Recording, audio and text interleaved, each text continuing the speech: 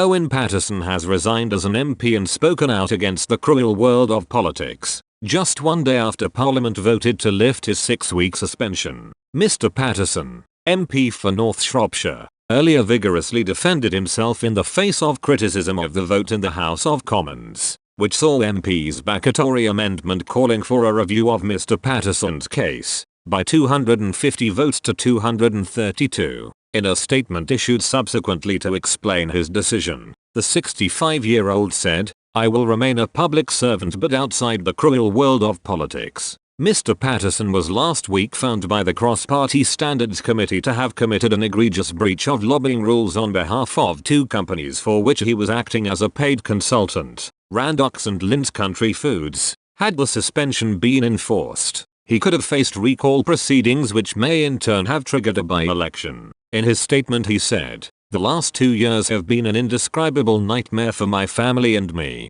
My integrity, which I hold very dear, has been repeatedly and publicly questioned. I maintain that I am totally innocent of what I have been accused of and I acted at all times in the interests of public health and safety. I, my family and those closest to me know the same. I am unable to clear my name under the current system." In reference to his wife, who took her life earlier this year, he said, Far worse than having my honesty questioned was, of course, the suicide of my beloved and wonderful wife, Rose. She was everything to my children and me. We miss her every day and the world will always be grey, sad and ultimately meaningless without her." Mr. Paterson's statement continued, "The last few days have been intolerable for us. Worst of all was seeing people, including MPs, publicly mock and deride Rose's death and belittle our pain. My children have therefore asked me to leave politics altogether, for my sake as well as theirs. I agree with them. I do not want my wife's memory and reputation to become a political football.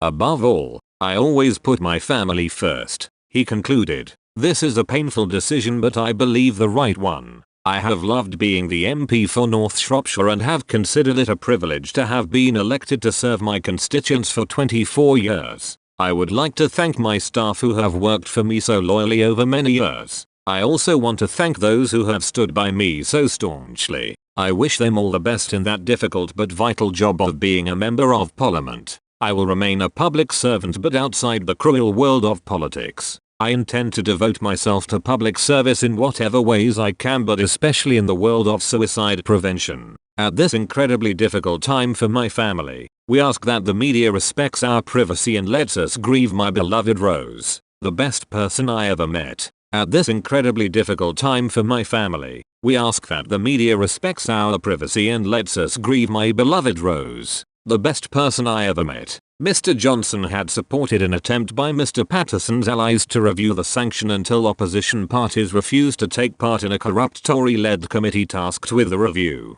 Mr. Paterson's decision means he will not face a fresh vote on the matter. Mr. Johnson's approach has unsettled many within his own party, with Tobias Ellwood, the MP for Bournemouth East, telling Sky News, "The government may have won the vote but we've lost argument and, indeed, some of the moral high ground. Moves to overhaul the standards procedure for MPs were not a preemptive strike to protect Boris Johnson's own interests." Number 10 has said. The Prime Minister's former chief aide Dominic Cummings alleged on Twitter that proposals to set up a new committee to review standards, which were approved by MPs before being scrapped on Thursday, had been designed to target Standards Commissioner Catherine Stone, ahead of any investigations into allegations made against the Prime Minister. Downing Street denied this was the case but earlier, before the measures were binned, Business Secretary Kwasi Kwarteng had said Ms Stone should consider her position. Speaking on Sky News, Mr. Kwarteng said, "I think it's difficult to see what the future of the Commissioner is,